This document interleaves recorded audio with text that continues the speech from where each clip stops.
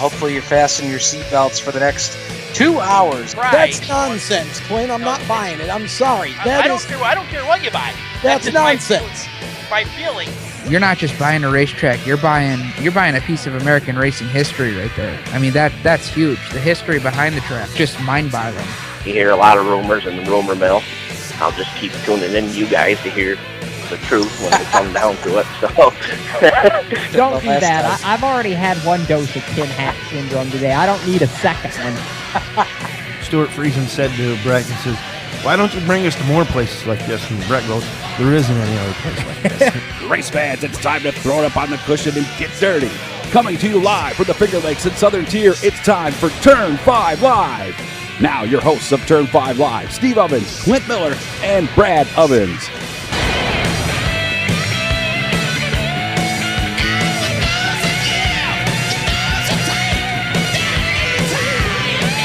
Oh, you betcha. Teddy White said it. There is no other place like this, and boy, did he hit that right on the head. Welcome aboard, folks, to this week's episode of Turn 5 Live, our 80th episode right here on the Performance Motorsports Network. Stephen Ovens, Clint Miller joining you on the program tonight. Barry working behind the glass for us down in the PMN studios in Waynesboro, Pennsylvania. We welcome you to tonight's episode. And Clint, let me just start off with money, money, money, money, money. Welcome to the month of money, my brother. Yes. It's to say the least. Yeah, it is crazy. It is just flat out crazy. We have so much jammed into tonight that we almost ran out of time with interviews that we're bringing to you tonight. We have got, let's start off the program. Next segment, 7:45 p.m. Going to start things right off with Scott Sebring. First career win at Outlaw Speedway in Dundee, New York this past weekend in his IMCA Modified.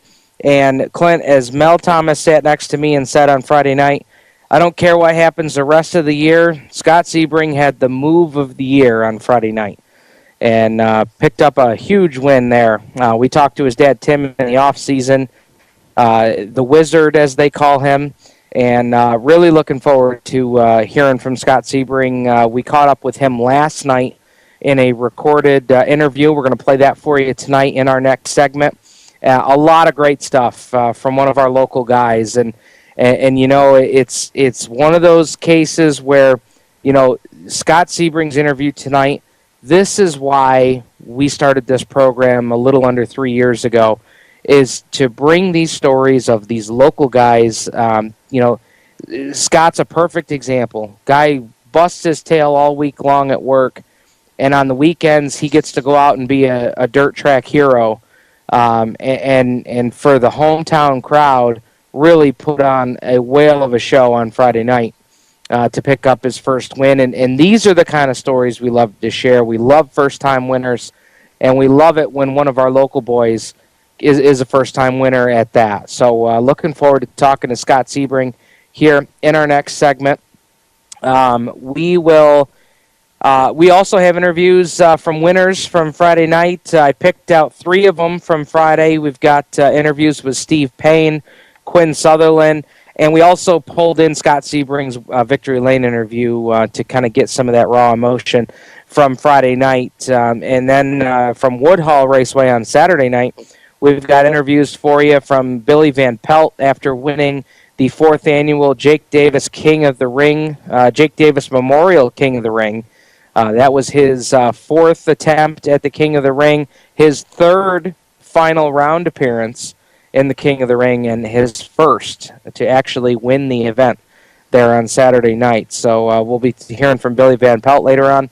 Then we'll also hear from 3 of our winners from Woodhull on Saturday night. We'll hear from the modified winner, Brady Foltz, who now has 2 Woodhull victories on the year. Teddy Morseman, who also has 2 victories on the year now. And probably one of my favorite interviews from the night, a interview with front-wheel drive 4-cylinder winner Eric Boozle. And what a story we've got on Eric Boozle that I'll share with you when we go through our Woodhull interviews a little bit later on in the program. But we're going to hear from Scott Sebring in our second segment. Coming up at 8:15 tonight, Dan Kapuscinski from Oswego Speedway. And breaking news alert, Super Dirt Week moving to the Oswego Speedway for 2016 at least. They're not making any comments or speculation on after 2016, but for at least this season, Super Dirt Week will happen at the Oswego Speedway. So in case you've been living under a rock for the last 5 days, that'll be some breaking news to you. Also, Super Dirt Car Series out at Eldora tonight, out at Tony Stewart's famed track there in Ohio. They will run tonight. The NASCAR Camping World Truck Series also practicing tonight, and so those two divisions on the same bill, Clint. And I'll tell you, I said it last night on the Madness. To just show you the magnitude of this event, our Super Dirt Car Series that we see here traveling the Northeast on the same bill as the Camping World Truck Series. That's huge. Yeah, what a great opportunity for these dirt modified guys out there at Eldora with the trucks being there, packed house. It's a really chance for the guys that we see week in and week out at their weekly tracks to shine in front of an audience that may not get to see them on a regular basis like we do. Yeah, and we've also got some drivers that'll be doing double duty. I know of at least Stuart Friesen, who'll be in the Halmar International 44 Modified tonight and tomorrow, as well as the number 16 Halmar International Camping World Truck, and that should be real interesting to watch, because everything, Clint, we've seen Friesen sit in, whether it's modified sprint car, he's been successful. He's won races. He's won big races. So I'm very, very interested to see his performance in the truck, because I think that'll be a story that hopefully Fox Sports 1 picks up on, and how cool for one of our Northeast heroes here to get some national spotlight, other than the modified racing. I think that's going to be really awesome. Yeah, no doubt about it. Whether you're a Friesen fan or not, and there's a lot of people on either side of the fence, you have to, in my opinion, you have to want him to succeed and show the world that, our dirt modified guys are the best in the business, and we're just going to put a guy out there to show you how good we are. Yeah, that's for sure. Yeah, it's going to show the diversity of the field without a doubt, and so that's going to be a lot of fun to watch as they go through tonight. I know there was a lot of confusion, Clinton. I'm not sure if you have if you've seen anything tonight, but I know there was people going back and forth earlier this afternoon that about Dirt Vision, what the coverage was tonight. Did you get a grasp on that at all? Audio only. Gotcha. Yeah, which is I think is quite a surprise, seeing how Dirt Vision's already been there, with the King Royal this weekend, and they have amped up their cell coverage. They put a tower up special just for this weekend, and or just for this week, and it just kind of surprises me that something that big that Dirt Vision wouldn't carry live stream. Yeah, I thought that was interesting. I mean, and not only that, I'm not sure that Eldora is carrying video either. I'll take a look here in our first break, but I know for like some of the bigger races that Eldora has, they either do or used to have their own live video stream that you could pay for.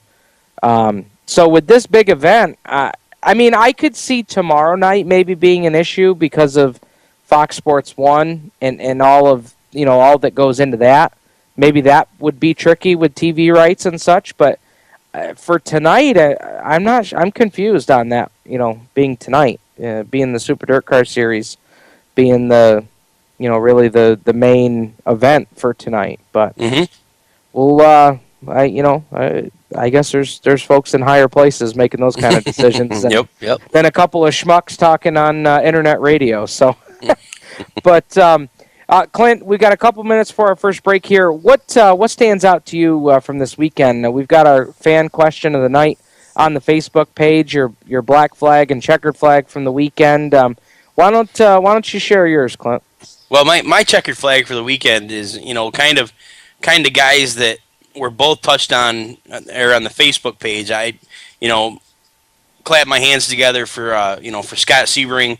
They've been working real hard on that car, and I talked to Tim extensively in the offseason for a couple different reasons. Obviously, he rebuilt the transmission for us, but he took me over to their car and he showed me everything that he's done to the car, and it was an asphalt modified to begin with, and how they've really struggled with it. Well, you could see the last 3 or 4 weeks as they were turning the corner.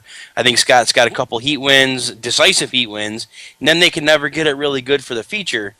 But, everything paid off for them on Friday night, and congrats to them. And another shout-out to Brandon Smith, who, I've watched a long time in the different ranks of the old Super Stocks, the BRP late model. Now he's in the IMCA.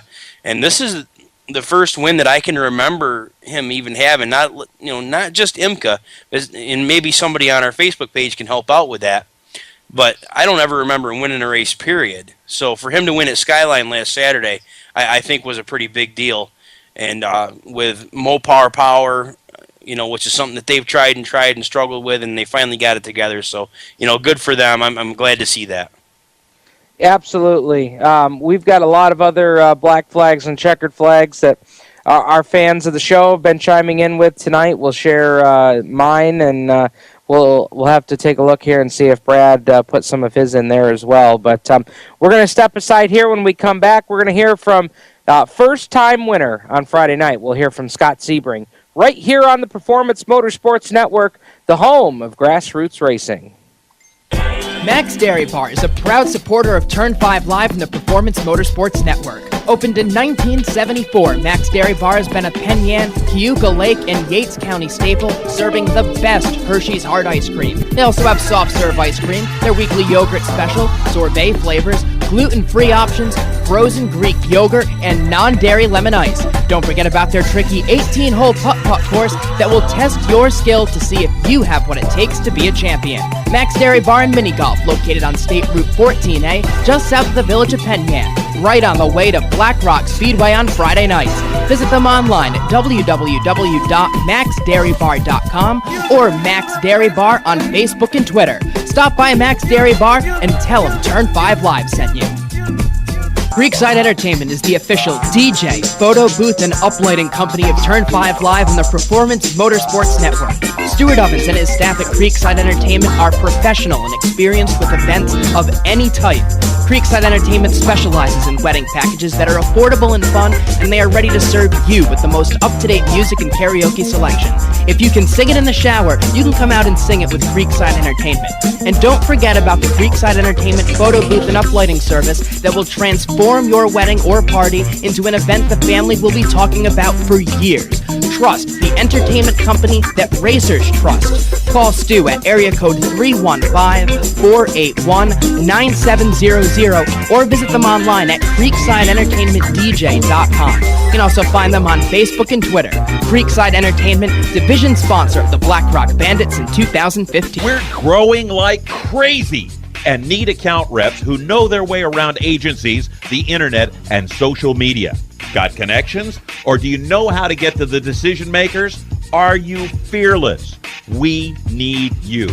Internet radio, or as we call it, wireless mobile radio, is rapidly becoming the place to be with almost limitless income potential. So contact us to get involved with the fastest growing professionally produced group of internet radio stations in the world.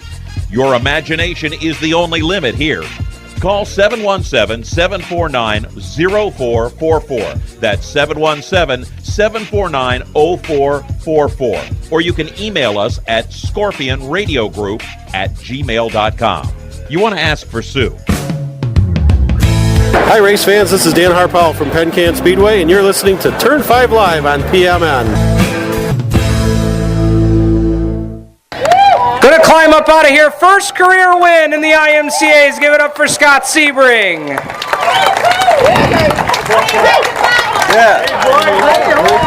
All right. Soak it in, man. I talked to you last Friday night, and you told me, you said, we are so close we can taste it. And tell me about that move in turn 4. Well, I mean, checkers or wreckers, right? Close your eyes and put it on the floor, baby. I was hoping Tony was going to stay low like he always does. He's clean, and he did, and we just were able to tuck it right in there. We figured, what's there to lose? Yeah. You guys had a good race in lap traffic. Then Rodney was able to pull out a little bit, but it didn't take you long to reel him back in. No, I got nervous there for a minute. We lost brakes on lap 15, but luckily we were in the lead, so we kind of just got her done. So. You talked to us last week again about this car. You guys have done so much to it in the off season. You talked about the Wizard waving his magic wand on it. What'd you do tonight? It's the Wizard waving his wand. There's no we. It's all this guy right here. I mean, don't give me any props. I just drive. It's like Days of Thunder, and I'm Cole Trickle. I just drive the car. So it's all my dad. You know, God bless him for whatever he does. He's amazing. So you guys have been at this game a long, long time. He's got a lot of wins here at Dundee. How sweet is this tonight? Oh, it's amazing. I'm kind of speechless because I wanted to do this for my dad. It's been a long time coming. Street stocks. Yeah. We got second here, so it feels amazing to finally get here. So thank you. Soak it in, man. Tell us about the folks that help you out here. Yeah, big shout, like I said, to my dad. He's the main contributor. The Foltzes as well. Shout out to my mom, my wife, Courtney, and our newborn baby, 7-month-old Olivia. So thank you. Congratulations. Give it up for Scott Sebring, tonight's feature winner here in the Farmers Insurance IMCA Modifieds. Okay. Well, we're supposed to have a longer interview there with Scott Sebring, Clint, so I'm going to have to kind of scramble here and figure out just exactly what we're going to talk about here. I guess we'll start going through some of the results from Friday night, and we'll start off with the winner that we just heard from, Scott Sebring. Picked up the win in the Farmers Insurance IMCA Modifieds. 13 cars, 20 laps the distance, and he made the move with 5 laps to go. Split 2 lap cars and the guy that was leading the race. And, I've seen a lot of comments about the lap traffic in this race, and Clint, I'm interested in your opinion here because, when the leader came up on the lap cars were racing for position. So you've been behind the wheel, you've wrenched on cars for a good number of years. What is your take on these guys are racing for position, so I can't really bag on them for that. And if you're the leader, I think you've got to, pick your way by. Scott Sebring certainly didn't have any issue doing so. But what's your take on all that? Well, it's the same thing. We talked about this a couple weeks ago with the Preston boy in Canandaigua. When the sprinters were over there. Those guys are racing for position. They're racing for a check on Friday night too, and getting the best points position that they can get. It's really hard because they know the leader's coming. They see the lap flag, or they don't see the lap flag. It's tough when you're racing, especially when you're racing somebody per position. You don't always see that because you're concentrating so much on your lines and trying to beat the other car. But generally, if the leader can get by you, then there's really no reason why the second place can't get by you. But having said that, if you know the leader's by you as a lap car, you know that the other dogs are coming, and you should be more aware of that. Yeah, I guess I'm with you there. Like I said, I think that you have to do the best to make your way around, and Sebring really made a daring move, but made it work and took the lead, and away he went. And so he picks up his first win in the division. Congratulations out to those guys. We'll hopefully be able to have his segment here at some point during the show. Having a little technical issue with that. So bear with us on that. But coming home in second was Rodney Morgan. Sean Bruce was third. Rich Karlowski fourth. And a newcomer, Rich Mitchell Jr., rounded out the top 5. 6 through 10 was Phil Yaw, Brandon Smith, Sparky Hills, Tony Harris, and Brad Smith, rounding out the top 10. Let's see. Moving on, let's go up to the Friendly Dodge and Ford Modifieds. They had 20 cars on Friday night, 30 laps the distance. First win of the season for the Hurricane, Steve Payne. He got the win there over Justin Wright. Gary Tompkins had a good run for third. Alan Johnson fourth. Corey Costa the top 5. 6 through 10 was Jim LaRock, Lee Bills, Marcus Dinkins, Brady Foltz, and Donnie Lawson, rounding out the top 10. First win of the season for Payne, Clint, and extends that points lead. I know that we've still got several weeks to go and a double point night on championship night. But Steve Payne's starting to pull away and now has a win under his belt. Is anybody going to be able to stop the Hurricane this year? I don't. As late into the season as we are, I don't think so. I mean, he's going to have a couple bad nights in a row, and then who knows? Alan Johnson's been running real well. I would have liked to have seen if Alan didn't have the left rear flat Friday night, if he could have had anything for him. Not sure. I'm not saying he could have, not saying he couldn't, but I think it would have been a good race to find out. Derek had the unfortunate accident Friday night. Tyler Siri didn't even start the feature due to mechanical issues. So they kind of helped Steve gain a little distance. So it's going to be real tough from here on out. It sure will be. And of note, Derek Pozziadlo running in the top 5 in points there before Friday night. Tough break, first lap of the event. Car swings out wide as they were all dicing for position. Everybody trying to fit in line as they made their way down the backstretch, and car made contact with him and sent him straight into the wall. And I'm not sure if you got to see an angle of that or not, Clint, but from the folks that I talked to on the safety crew, sounded like it was a pretty hard shot there for D-Pods. Yeah, I didn't get to see it. I heard a lot like you. And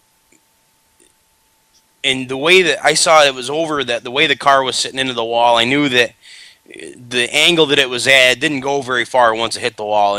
Just from being around racing a long time, you can kind of gauge those things. And and then when I saw the remnants of the car when the wrecker pulled it in, I just knew that that he had taken a pretty hard shot. And I was able to talk to him a little bit later, and had his bell rung pretty good. He said he couldn't wait till Saturday because he knew he was really going to be in a lot of pain. And I was actually listening to him and Justin Wright talk, and he had some quotes that were really funny. The drivers had said to him, and and him, with his banter back and forth. So it was good to see him in a good mood, as good as he could be afterwards. It doesn't sound like the rest of the season is going to be promising after this week, but I guess we'll wait and see what happens on Friday. Yep, that's for sure. Another driver of note, Tyler Siri, running into some mechanical problems in the heat race and wasn't able to start the feature, and that certainly took its toll in the point race as he is free-falling through the standings. The one thing, and I was having this conversation with somebody earlier today, Clint, is this season they switched over to the dirt car point structure, where it's 60 points to win, 4 points back to second, 4 points more back to third, and then it's 2 points back to 28 points, and then it's 1 point per position from there on back. But being that it's 60 points to win, a DNF not being able to start the race because of an issue in the heat, boy, that can really, really wreak havoc on your point total as you go through the season. Yeah, I mean, he just from Friday night, he lost 60 points on Payne. I mean, just like that, it just takes one feature that you don't start to really, to really set you back behind the 8-ball. Yeah. So, going through some more of the results from Friday night's action, we'll go into the Crate Sportsman, and picking up his second win of the season, Stacy Jackson in the 22J. Brett Buno finished second, had a good battle for second place for quite a long time in that event. He would ultimately come home in second. I thought maybe he had a shot at Jackson in turns 3 and 4. Jackson's car quit in the middle of 3 and 4. And as he got into turn 4 and got the car kicked sideways, it started up again, and he was able to beat Buno in a drag race. But that was an exciting finish for sure. Buno has really been turning it on here of late. Comes home with a second-place finish. Chris Fisher was third. Lauren Lincoln fourth, and your point leader, Tommy Collins Jr., in for a top 5. 6 through 10 was Dale Welty, Mike Jackson, Doug Smith, Mike Buchanan, and Rob Bussey with a rare Outlaw Speedway appearance in the 76 car. Yeah, good to see Rob there. Yeah. I was. We were searching all around trying to figure out when that car come through. As you know, looking at rosters, and then we had to start checking some other tracks because Rob's name didn't pop into our head immediately because I'm not sure that I've ever seen that team there, even for specials last year. So good to see a new team out there for sure. We had several new teams joining us on Friday night. So that was a good thing. Let's see. We've got as well the Creekside Entertainment Street Stocks. We're in competition. 15 cars, 20 laps the distance. Quinn Sutherland picked up the win. That's the second win of the season on that car. Jared Hill finished in second. Laverne Knickerbocker third. Chuck Winslow fourth. And Gene Balmer rounded out the top 5. 6 through 10 was Ryan Krause, Jason Smart, CJ Guerry, Brian Faulkner, his first time at Outlaw Speedway, and Allison Teed rounding out the top 10. Let's see. 4 cylinders. How about this, Clint? Brian Grant Jr. has had a lot of tough luck himself.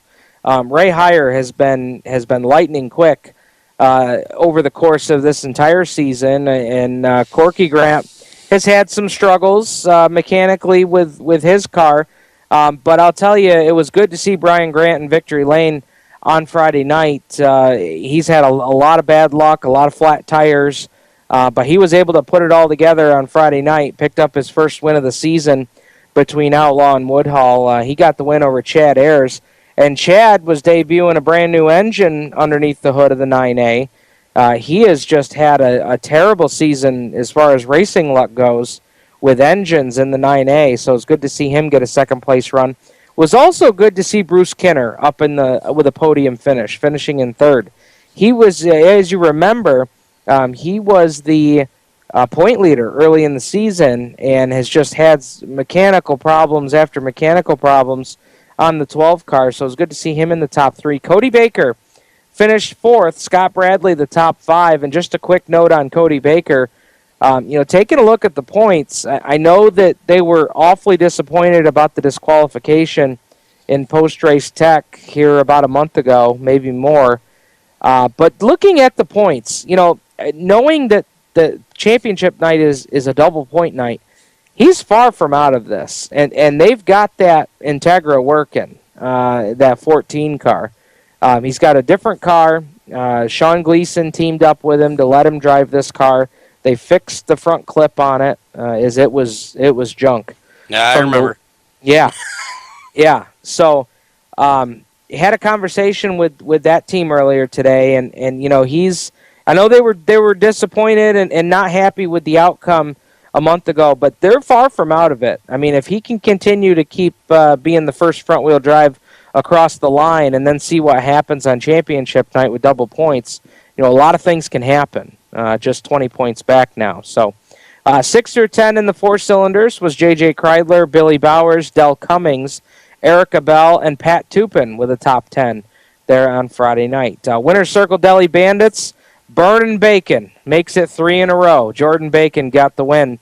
Stephen Perkins the third was second. Joey Clark was fourth, and Austin Labar rounded out your 4-car field there for the Winner's Circle Deli Bandits. So that is the results from Friday night at Outlaw Speedway. We'll step aside here. When we come back, we've got more results, more conversation.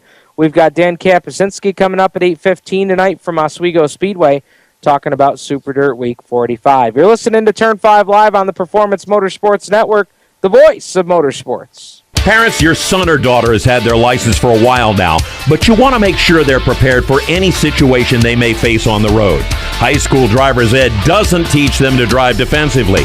They need to be prepared for any highway emergency. For less than a month's insurance, and a whole lot less, BSR instructors at Summit Point Motorsports Park in nearby Summit Point, West Virginia, will teach your son or daughter how to respond instantly and positively to unexpected situations on the road. BSR's specialized accident avoidance training teaches swerve to avoid maneuvers at highway speeds, ocular driving, which focuses driving attention on ways to avoid accidents, vehicle dynamics and feedback, skid control and skid recovery, threshold braking on straights and progressive braking on curves, and off-road recovery techniques. This is stuff driver's ed simply doesn't teach. So call BSR today, 304-725-8444. Give your kid the skill set needed to drive safely and responsibly on the highway. That's 304-725-8444. So when you get to the corner of Smith and Orchard, you're going to want to take a You left. are not going to then believe what you're this. going to do is turn Marcy into and Marcy Brad just Avenue broke up, and go past and the apparently first 3 she's lights, happy and about then take it. the next left. I don't really Drive think 5 she's more happy, blocks, but and you should be who am there. I to judge, right? Park anyway, on the right. That's I'll what see I you heard later last tonight. night. It's hard to concentrate on two things at once, like texting and driving. Stop the text, stop the wrecks. How will you stop texting and driving? Tell us at stoptextstopwrecks.org. Brought to you by the National Highway Traffic Safety Administration and the Ad Council.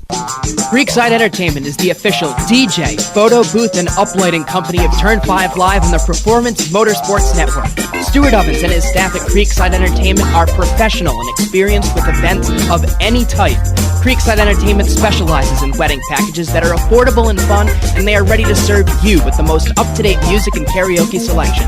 If you can sing it in the shower, you can come out and sing it with Creekside Entertainment. And don't forget about the Creekside Entertainment photo booth and uplighting service that will transform your wedding or party into an event the family will be talking about for years.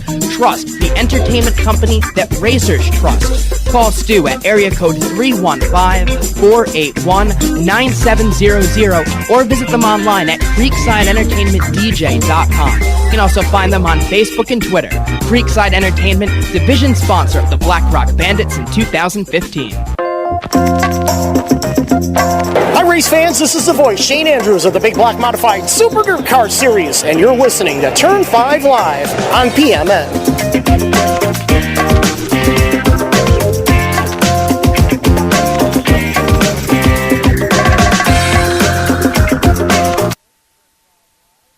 In here on the Performance Motorsports Network, we've got Stephen Ovens, Clint Miller joining you on the program tonight.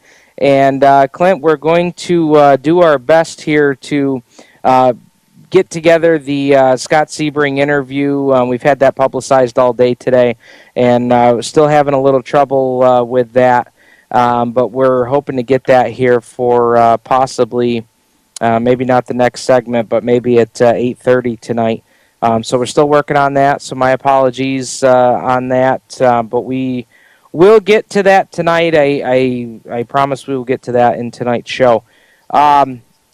Talking Outlaw Speedway, we've got some of the finishes. We've got some interviews. And let's see if maybe we can queue up some of our interviews from the winners there on Friday night. You had Steve Payne, Quinn Sutherland, who picked up victories on Friday night in the modified division and in the street stock division. Payne, his first win of the season, the point leader. So why don't we first hear from Steve Payne, who got that first win of the season on Friday night. All getting ready to climb out of the 7X car. Feature winner here tonight at Outlaw Speedway. First win under the new name here at the Speedway. Give it up for Steve Payne. Gets the win here tonight. And Steve, this car, fast car here tonight. Here we are on July 15th. Got a win now on the season. You've had the points lead for a couple weeks now, but now we put one in the win column. Yeah, finally. It seemed like it was a long time coming. I really think we had the best car the last 4 weeks, but we just we had flat tires at the end of the first one. We got wrecked 2 weeks ago. Last week I spun out by myself and cost myself going to the rear. And tonight it was just really good. It's been really good. We changed it 4 weeks ago, and these guys worked really hard. And they don't get much out of it, but it sure is fun to drive. That's for sure. It's fun to watch you. I know that. You had the best seat in the house for that battle at the front with the lead. What did you see happen between the leaders there? I saw the 11 cause the caution. That's why I didn't agree with them being there, but that's all I saw, and that's all I know. So, but it was lucky for me. I mean, I cleared both of them, and we could have drove right into the pile, but lucky enough to miss it, and we had a really good car, and I hope it was a good show. So was it the last 4 weeks of bad luck that spelled out the good luck here tonight? Well, we spent a little more time on it, but it's been real good anyway, and we just needed a little bit of luck, and that's all. I mean, we had 2 brand new tires on 4 weeks ago. At the end of the race, they both had holes in them, so it's just one of them things. Add another win here at Dundee, and starting to close in on triple digits here at Dundee. Oh yeah, I don't even know, but we've always liked it here. It's a fun place to race, and I'm glad we can come back here. Talk to us about the folks that help you out here on the 7X. Oh, I have no memory. Sword Out Recycling, he's here tonight for the first time, and got to thank him, and Talmadge Tire, and Terrell's Potato Chips, and Fox's Auto, and Chad the Lawn Guy. Did I say Terrell's Potato Chips? Yep. Elmire Heat Treat. That's all I can think of. All right. Folks, give it up for Steve Payne, tonight's modified feature winner. So, Steve Payne not being tight-lipped about what he saw there in turns 1 and 2, Clint. That surprised you? It surprised me. It didn't surprise me because everybody saw it.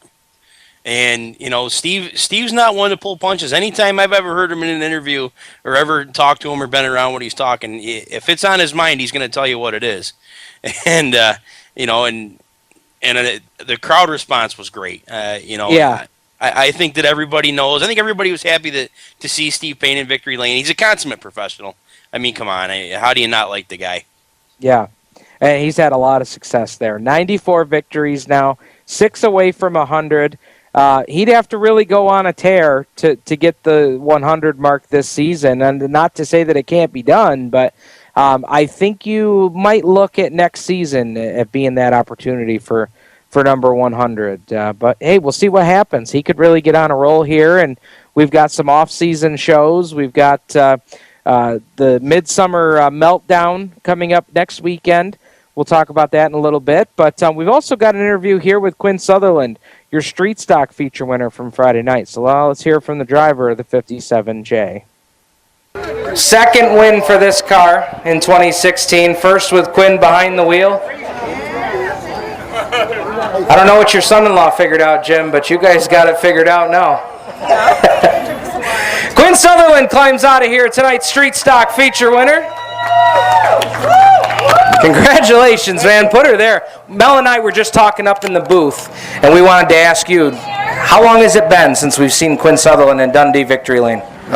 It's been probably 3 or 4 years. We haven't raced in 2 years, so it's been a while. And Jim and Sharon, especially Jim with the car, I'd like to thank them.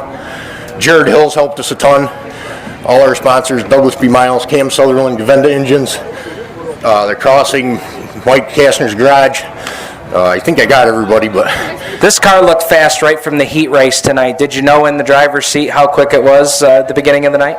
Yeah, I was real impressed with the heat. I told Jim after the heat race it was a ball to drive, so we're happy to be here. And then you and Jared, Jared was right behind you. You guys sliced your way through the field early on and then take the lead on lap 7. Yeah, it was a lot of fun. That's for sure, man. You pick up the win tonight, and now the second win for this car this season. This is quite a piece Jim's built here. Yeah, he did. I've been looking at it all winter. So when I asked for a chance to drive it, I hummed and hawed, and by the time I got up to the railroad tracks in Himrod, I decided I'd drive it. So. And of course, a big win here tonight, and then of course a big week next week with Jeffy's race next Friday. Yeah, it'd be nice if we do it again next week. Yeah. Get one for Jeff. That's what we were talking about up in the booth, man. Congratulations on the win tonight. Still fun to win these races, huh? Oh, yeah. Quinn Sutherland, tonight's Creekside Entertainment Street Stock feature winner. We'll send it back up to Mel to take us home. All right, so Quinn Sutherland got a big win there on Friday night. And Clint, I know that team and Quinn in particular really looking toward this coming Friday night with the Jeff Searles Memorial. that'd be quite a story if they could make it 2 in a row on Jeffy's night. Oh yeah, absolutely. And this is one of those ones that you look for on the Outlaw schedule for one you want to win. Every class has got a race that they want to win, and like Woodhall with the Scott Dennis Memorial. Now we've got Jeffy's race. If you're a street stock driver, this is one of the ones you want to win, because this is the one that means the most. Everybody knows who Jeffy was. Everybody had a smile and a wave for Jeff, and for Quinn to have an opportunity to get back to victory lane would be pretty emotional. I give you that. And of course, Jared Hill picking up the win in the street stock last year, and we saw how emotional that was. Everybody that knew Jeff was a friend, and that's something we still greatly miss in the Turn 2 pit grandstand is seeing Jeffrey over there waving his favorite drivers and giving signals to the ones that weren't quite staying in line, I guess I'll say.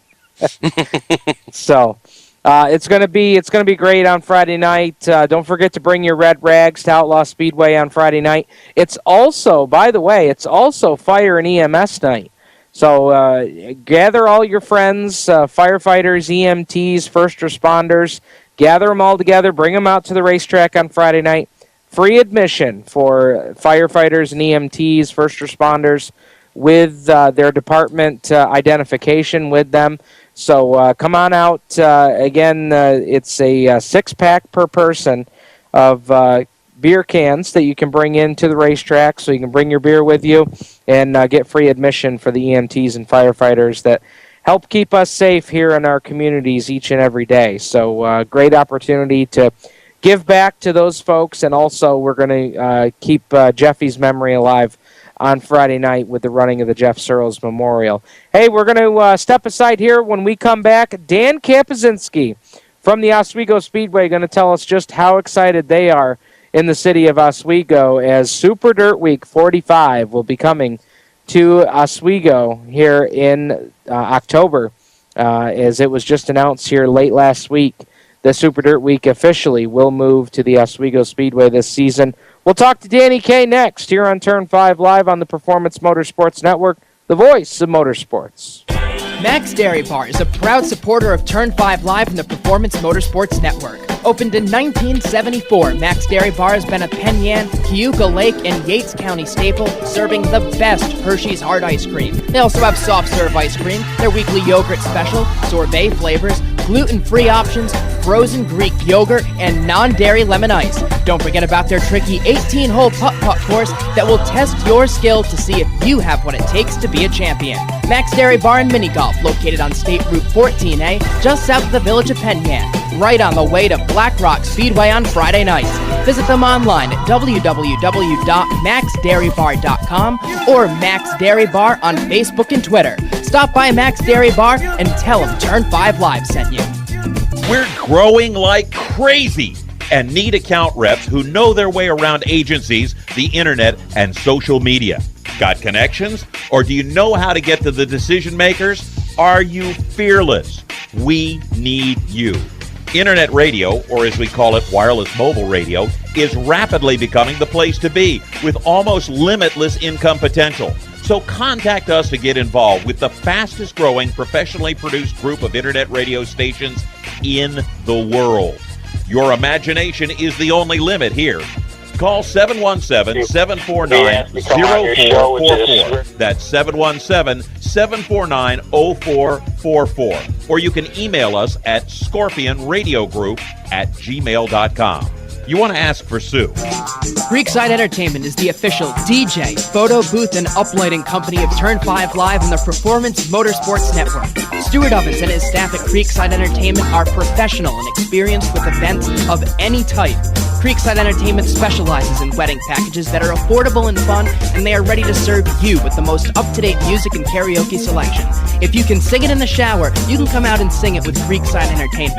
And don't forget about the Creekside Entertainment photo booth and uplighting service that will transform your wedding or party into an event the family will be talking about for years. Trust, the entertainment company that racers trust. Call Stu at area code 315-481-9700 or visit them online at creeksideentertainmentdj.com. You can also find them on Facebook and Twitter. Creekside Entertainment, division sponsor of the Black Rock Bandits in 2015. Now back to the crew whose studio was named after a dinner entree. Here's Stephen, Clint, and Brad. Yeah, bringing that That's one awesome. back. Bringing that one back from the dead, huh, Clint? You got it. That's pretty cool. Yeah, it's been a while since we've used that entry, but we pulled it out tonight because we're going to be talking to Danny Kaye on the hotline here, the RaceChaserOnline.com hotline. Your motorsports your way every day. You can find them online at RaceChaserOnline.com. And working on getting Danny Kaye on the phone. I'm sure that he's been quite the busy guy. I just saw it today, and I guess we'll bring this up before we get him on the line, is the fact that, Clint, they have been getting inundated with phone calls at Oswego about tickets, about camping, about this and that. And the one thing that I wanted to bring Danny Kaye on tonight was because they were trying to send the message out today on social media that all of the ticketing, all of the camping spots, parking, all that stuff, all of the ticketing needs are going to be handled by the Dirt Car website as it's been done for Super Dirt Week in the past. So that was one thing that we were going to talk about tonight is about that fact. And it sounds like we've got Danny Kaye on the line now. So without further ado, let's take a trip out to Oswego Speedway and hear from Dan Kapuscinski. Dan, thanks for joining us. Oh, no problem, guys. Thanks for having me.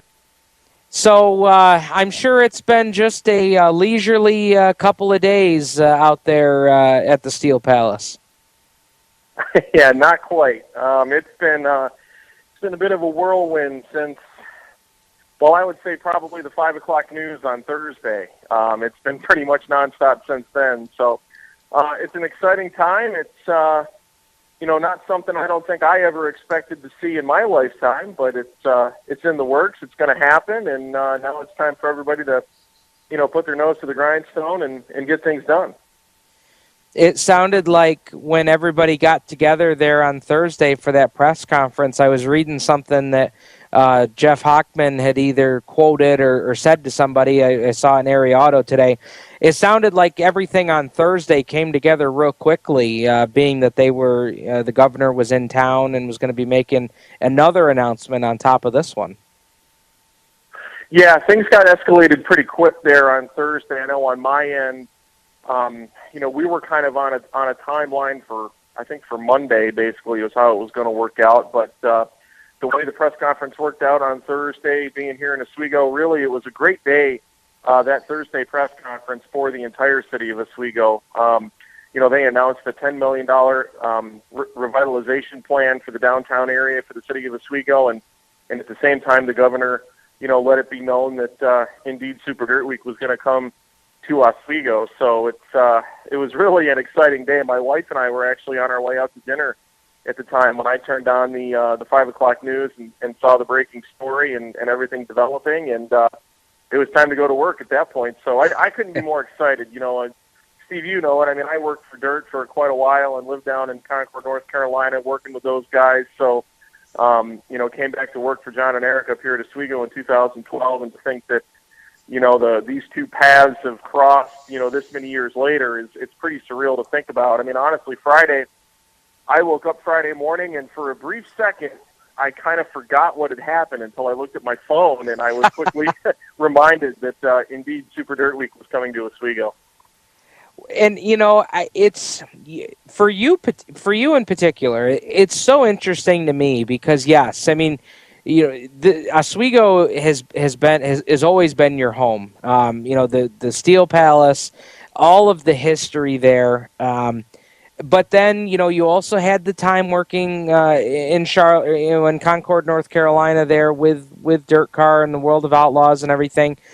And I mean, this is such a great opportunity for all of those worlds to come together. But as a as a history buff of the Steel Palace and also being a dirt guy at the same time. I mean, I feel like not only as a media guy and a guy that works there at Oswego, but as a fan, I mean, you've got to be pinching yourself at what we're about to see come October. Yeah, what I've pretty much told everybody is it's certainly an unprecedented moment in motorsports to think that an event as iconic as Super Dirt Week could cross paths with a pavement track as iconic as Oswego. You know, I worked my first Super Dirt Week in 2007. Was pretty much there from 7 until, well, working for WRG through 2011, and then I would do some periodic work for the TV shows on Speed and everything else leading up to that. And then, of course, I got to race there last year. So, you know, a lot of people look at Oswego and pavement, you know, maybe as not having a good idea of what Super Dirt Week in the mile was, but I feel like I have a pretty good grasp on it, and I'm certainly going to miss that place. I wasn't there as long as you, Steve, or as long as a lot of other people, but it held a fond place in my heart, and the biggest thing is that nothing is ever going to replace, you know, the Moody Mile. It's impossible to do. You could never make that happen. But the idea that we can take an event as big as Super Dirt Week and put it at such a historic facility like Oswego, you know, Syracuse was unique, and you're not going to get any more unique other than Syracuse than coming to Oswego and putting clay on the Fast 5.8. So it'll be entertaining to see how it all pans out. Absolutely, and you know, we were talking right before we got you on the line that I know after this announcement came about that you guys, you know, were starting to field a lot of phone calls, and I'm sure a lot of messages regarding ticketing and everything. So Clint and I were just talking about the fact that, you know, as far as ticketing goes, the process that Super Dirt Week and WRG have had in place in years past, and from reading some social media posts today from you guys, that, you know, those processes are still going to be in the same, you know, they're still going to happen in the same manner, that you guys won't be directly handling ticket sales and things like that.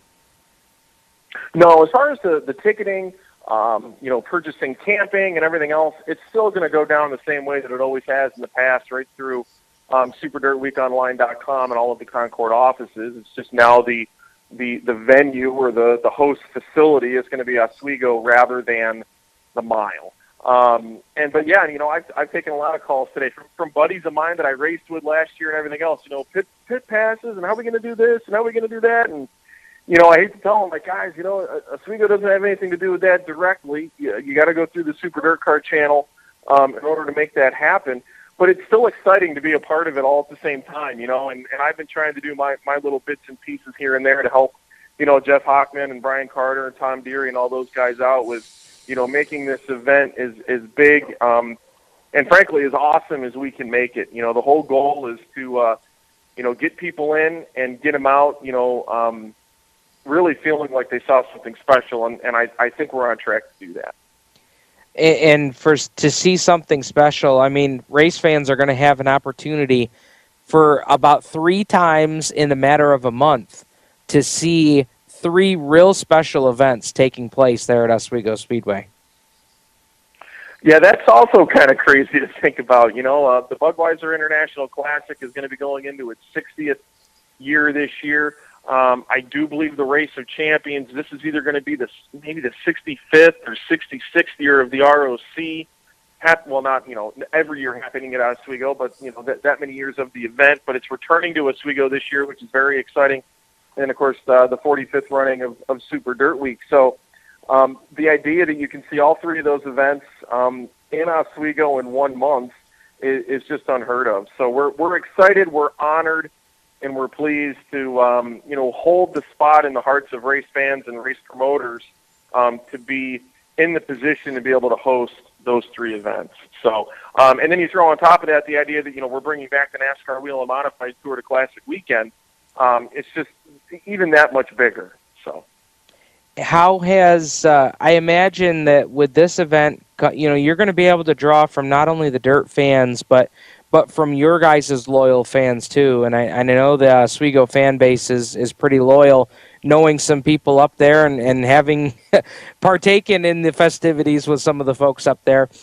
This is really going to be a special event because I feel like it's going to really mesh the two crowds and really going to put together a nice event for that week.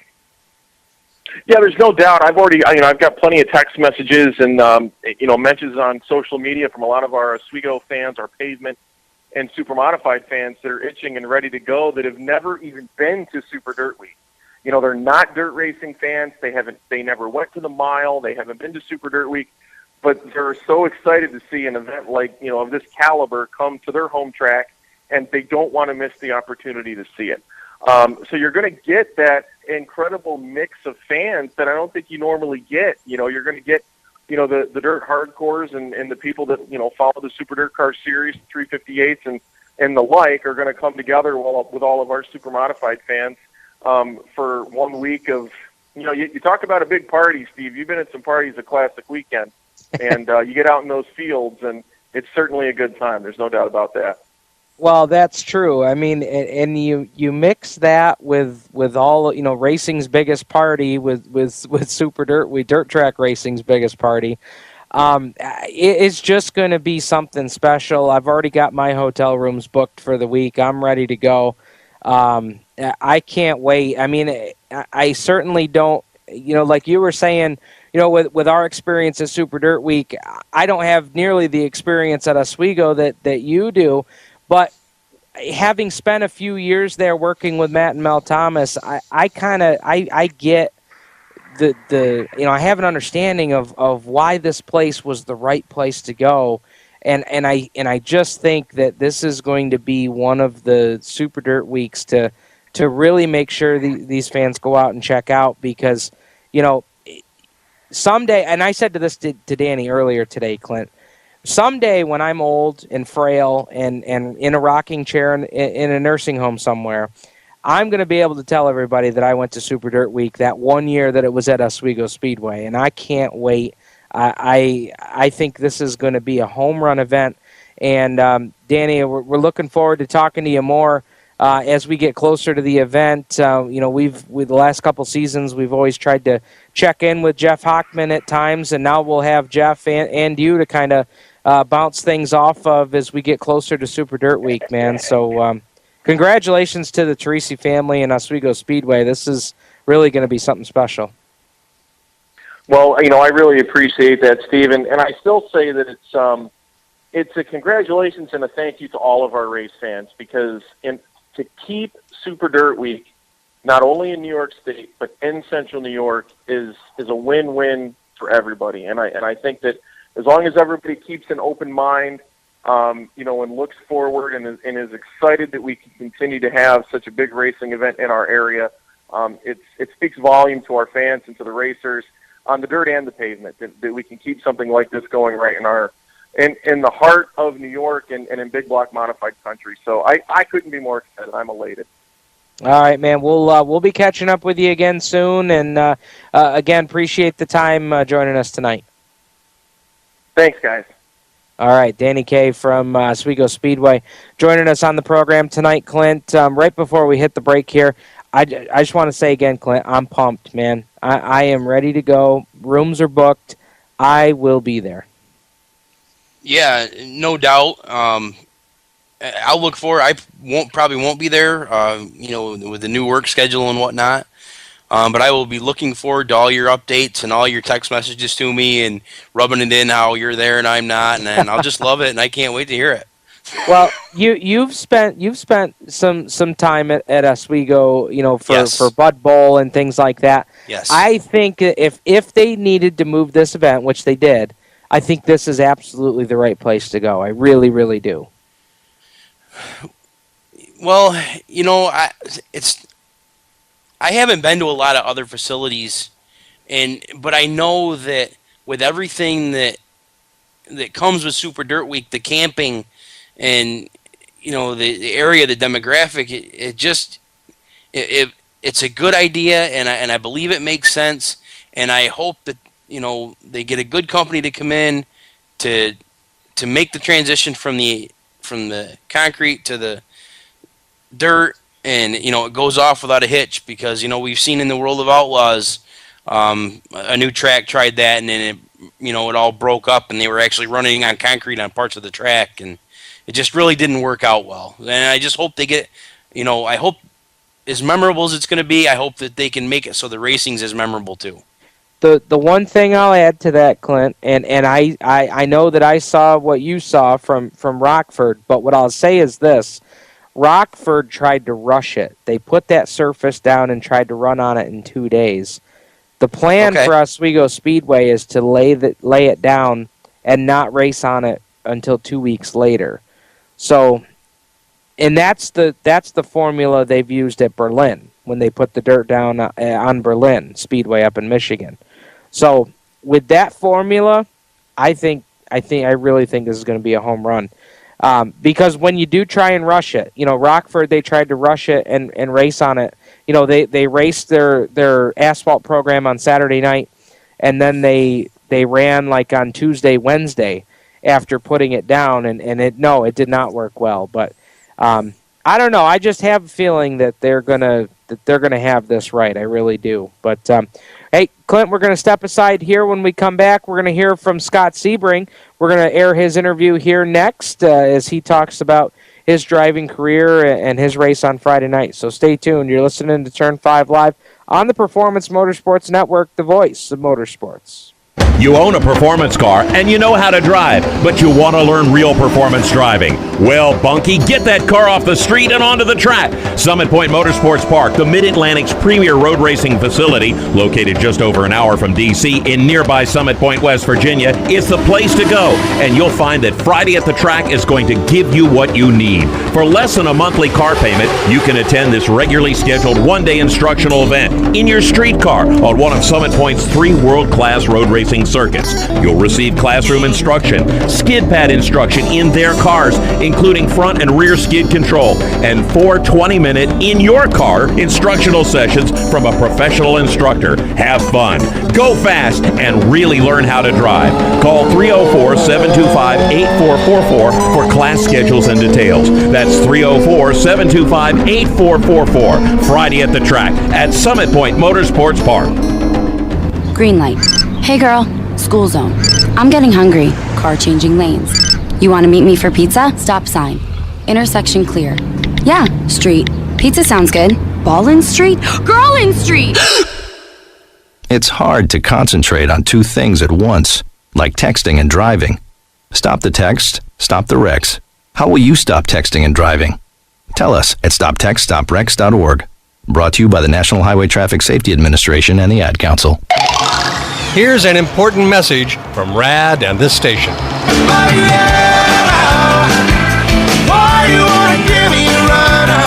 Hi, this is Bob Sheehan from Blues Traveler for RAD, Recording Artists Against Drunk Driving. I like to party just as much as the next guy, maybe even more. But the one thing I won't do after I've had a few is get in the car and drive.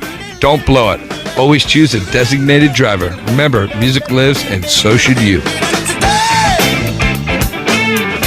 Motorsports sales professionals. Performance Motorsports is looking to build a team of experienced media sales professionals to represent our programming to the industry's top companies, magazines, and racing series.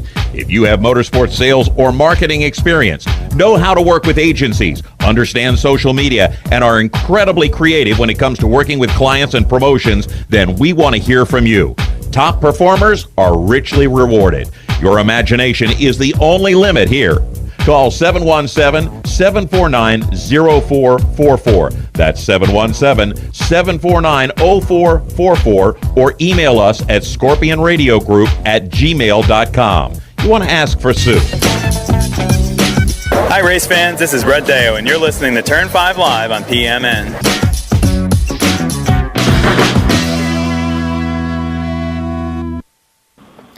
Welcome back, race fans, to Turn 5 Live here on the Performance Motorsports Network. Stephen Ovens, Clint Miller, Brad Ovens joining you on the program tonight. And going off to the hotline now to bring in a driver that picked up a big win on Friday night in the Farmers Insurance IMCA Modifieds at Outlaw Speedway. That is, of course, Scott Sebring. And Scott, thank you so much for your time catching up with you here to be on the program tonight. And let me... I know I'm not the first, but let us get in line here to send you a big congratulations for Friday night. Hey, yeah, thank you. First off, I appreciate you having me on. It's kind of an honor to be asked to come on your show, which is very cool. And I'm a big fan of your podcast as well. So, yeah, Friday night was, for me, personally, is a long time coming. So it was sort of a big weight off my shoulders to finally get a win under the belt. And talking about this year, I mean, you guys have been so fast. You know, it seems like the last, I'm going to say month to a month and a half, it seems like you guys have really hit on something, and it was just great to see you guys put it all together on Friday night. And as we wrote in the press release that came out on Monday, you know, at one point it looked like you were going to take the lead, and then a lap car kind of moved up out of the way right where you were trying to go. And so my question to you is, at that point, did you feel like that was your last chance there? Well, you know, what you started to say that we've been fast is, first off, you know, we've been flying in the heat. It's just a minor change with the ride heights that we found, and then we've been monkeying around going into the feature, and we've actually been hurting the car. So these last couple weeks, we've left it alone. What we've done in the heat, the same as going into the feature. But as far as thinking that was it, as you know probably better than anyone, you never can give up till the checkered flag goes, because the craziest things happen out there. So I just was trying to keep a good line, and once I realized that I was quick up top, I tried to get back up and gain on Morgan, which we got kind of lucky and got him at the end there. You're starting to catch Rodney Morgan. There's two cars in front of him running for position side by side, and you know, I don't think anybody can really blame those guys. They might know the leader's coming, but they're fighting for position too. But as you come up on all those guys, what's going through your mind? Because, you know, there's not a lot of room to get around, and you know, we saw Morgan kind of, I won't say he was timid around the lap cars, but I think he was really waiting for an opening, and that's what allowed you to pounce. Yeah, I was kind of surprised on Morgan's line. I maybe he thought he was out front, you know, with a comfortable lead, because, you know, you never know. So if you get out front, you got to kind of stay on it and keep rolling. I was surprised he went low, because, you know, once you get low, it's hard to pass, definitely with the IMCAs, because usually everyone's holding a real tight line on the bottom. And, you know, I just found an opportunity. They kind of split, and I figured, you know, now's my chance, because laps were running out, and they split just enough. And I know Tony was keeping a nice tight line on the bottom. And I'm unfamiliar with that other car, the blue car. I think it's a new runner there, and just snuck right through the middle. It worked out perfect. It was either probably hero or zero there. That didn't work. Now level with me here. Did you have your eyes closed when you went through that hole? A little bit. I mean, it just put the gas down, and I was surprised I got through there so quick. I thought there was definitely going to be a little contact, but we made it out. I don't even think I really even touched anybody. No, it was awesome. I mean, Mel Thomas sat next to me, and you know, as we're calling the race Friday night, Mel turns to me and says, "Steven, that was the move of the year." And I said, Mel, can you call that on July 15th? And he said, "I don't care what happens the rest of the year. That was the move of the year." Yeah, I haven't had a chance to see the video. I'm gonna have to buy it next time I'm down there from him. So I'm really interested to see how it all planned out. Because when you're out there, you know, you're kind of just reacting, and things happen so quickly. So it'll be cool to kind of sit back and watch it again. So you make the move, you get up front, and even after you made that pass, there was still 5 laps to go. How hard was it to try and keep your composure and hit your marks? Because, like I said, there was still 5 laps to go, so it wasn't like, you know, that move came on the last lap and that was it. I mean, there was still a little bit of time left. Yeah, and the ironic thing was when I took that last corner and I passed Morgan and got through the lap traffic, going into 3 and 4, my brakes went out. My brake pedal went right to the floor, And so I was pretty much panicking because I figured, oh boy, here we go. We're going to choke right at the end. But, the car was so good, I was able to get it around those last 5 laps, kind of nursing it without any breaks. So we kind of kept our composure, and it's easier to do that when you got a car like I had. I mean, my dad has just done an amazing job getting that thing on point. I mean, he can drive that thing anywhere. And in talking to you in Victory Lane, and we're going to play Victory Lane a little bit later on in the program tonight, but what struck me the most was, this was your first win, and I know you were happy for yourself and for the team, but what struck me in Victory Lane was I felt like you were even more happy to get the win for your dad, Tim, than maybe even you were for yourself. Yeah, you hit that right on the head. I mean, my dad, has been at racing for, almost his entire life, and I know it's really cool for him to be able to do this for me, and I know he gets a lot of enjoyment out of watching me race, but I know he gets a lot more enjoyment out of it when we do good, and it frustrates the heck out of him how we've been running. Since we started in the IMC class, we've been struggling. We haven't really hit anything where we found our stride. So to finally get a win for my dad is, it's amazing feeling to make him proud because he puts in a lot of work, and I'm not around to help him, like I should. He's like I say, he's the wizard. So I wish we could be together more, and I could work on the car with him, and he just does it all himself. So it is a big honor to get a win for him. And he's got big shoes to fill. I had big shoes to fill following my dad with the path that he had in racing. He's a big shadow. So it's nice to get a win for him. Definitely. What was when they all got down to Victory Lane? What was the first thing he said to you? He said, "Congratulations," and I knew he would get it. That's cool.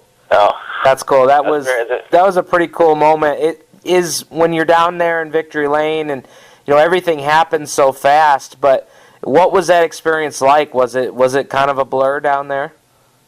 Oh yeah, it was great. It was a blur.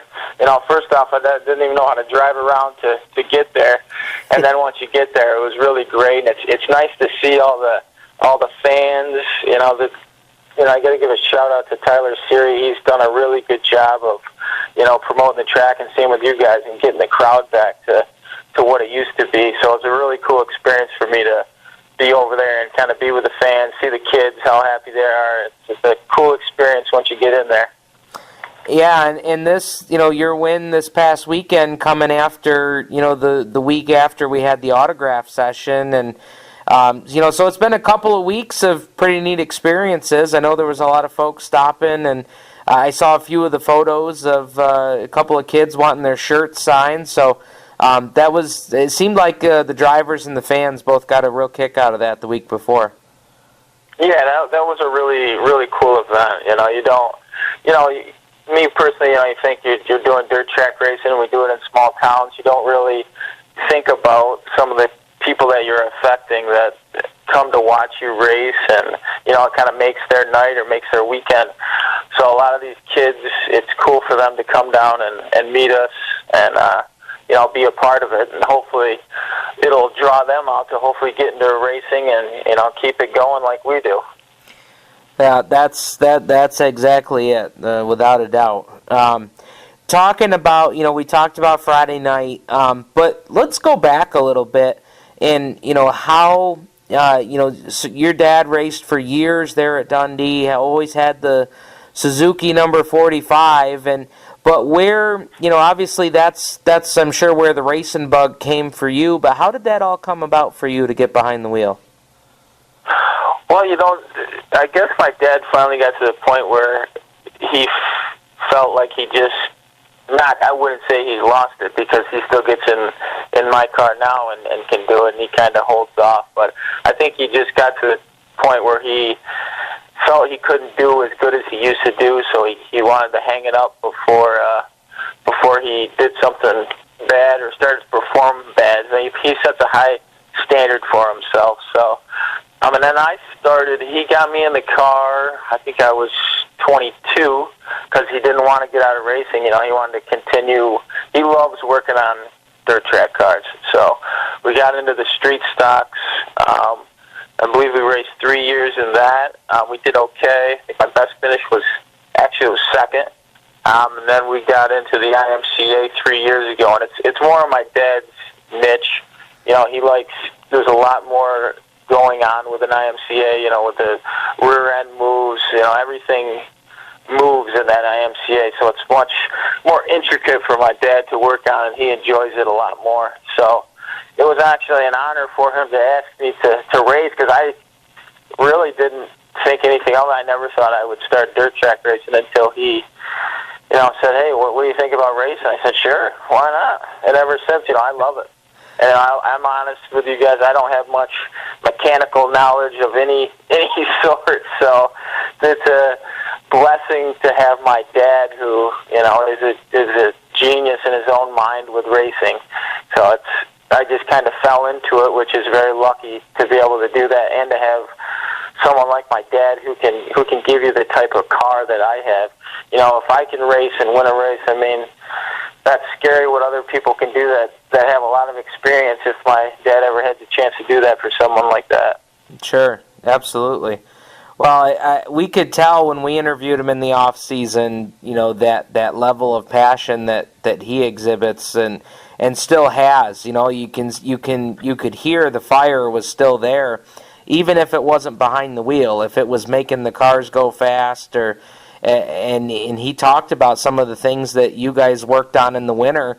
I mean, chopping the, I think it was the rear end or maybe the front end. He said we chopped it right off and we tried something different. And here we go, July 15th, and I guess it worked. Yeah, we chopped the rear end off, and the funny thing is, it was a ride height adjustment. So if you were looking at the car from the front, our car was leaning the opposite way that it should.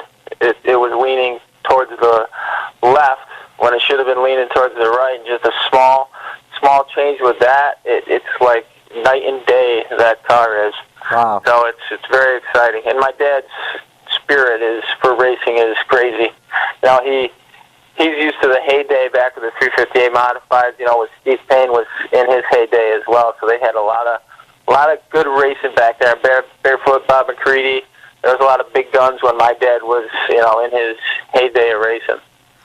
You talk about some of those drivers over there. Did you have folks coming over and congratulating you guys Friday night? Yeah, we did, and like the dad spoke to me after. He said, you might not know a lot of those guys that came over to talk to you, but those are, a few of the, cream of the crop guys back in the day, and it's a big honor for them to recognize, first off you won, but second off how good of a race it was, and we had a good smart race and came out with a win. Well, man, congratulations again. That was one of our favorite races of Friday night. I mean, the battle for the lead, the move of the year according to Mel Thomas, and just a good all-around story. So, we appreciate the time tonight to be able to talk about that a little bit. And if there's anybody else you'd like to mention, I want to give you an opportunity to do so.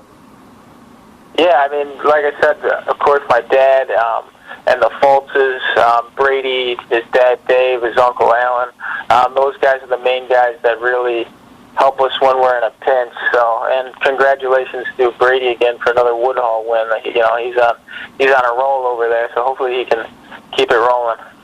Yeah, man, hopefully you can too, going for 2 in a row this Friday. Yes, absolutely. I look forward to it. I might be running a little late, so hopefully I'll make it there for the heat, because I'm going to get out of work late, but I will be there to go for 2. All right, man, good luck to you, and again, man, thanks for the time tonight. Hey, anytime. I appreciate you having me on here. All right, Scott Sebring joining us on the RaceChaserOnline.com hotline. Your news, your motorsports, your way, every day. You can find them online at RaceChaserOnline.com. We'll step aside here. When we come back, we're going to start breaking down everything from Outlaw Speedway on Friday night. You're listening to Turn 5 Live on the Performance Motorsports Network, the home of grassroots racing. Max Dairy Bar is a proud supporter of Turn 5 Live and the Performance Motorsports Network. Opened in 1974, Max Dairy Bar has been a Penn Yan, Cayuga Lake, and Yates County staple, serving the best Hershey's hard ice cream. They also have soft serve ice cream, their weekly yogurt special, sorbet flavors, gluten-free options, frozen Greek yogurt, and non-dairy lemon ice. Don't forget about their tricky 18-hole putt-putt course that will test your skill to see if you have what it takes to be a champion. Max Dairy Bar and Mini Golf, located on State Route 14A, just south of the village of Penn Yan, right on the way to Black Rock Speedway on Friday nights. Visit them online at www.maxdairybar.com or Max Dairy Bar on Facebook and Twitter. Stop by Max Dairy Bar and tell them Turn 5 Live sent you. Creekside Entertainment is the official DJ, photo booth, and uplighting company of Turn 5 Live and the Performance Motorsports Network. Stuart Ovens and his staff at Creekside Entertainment are professional and experienced with events of any type. Creekside Entertainment specializes in wedding packages that are affordable and fun, and they are ready to serve you with the most up-to-date music and karaoke selection. If you can sing it in the shower, you can come out and sing it with Creekside Entertainment. And don't forget about the Creekside Entertainment photo booth and uplighting service that will transform your wedding or party into an event the family will be talking about for years.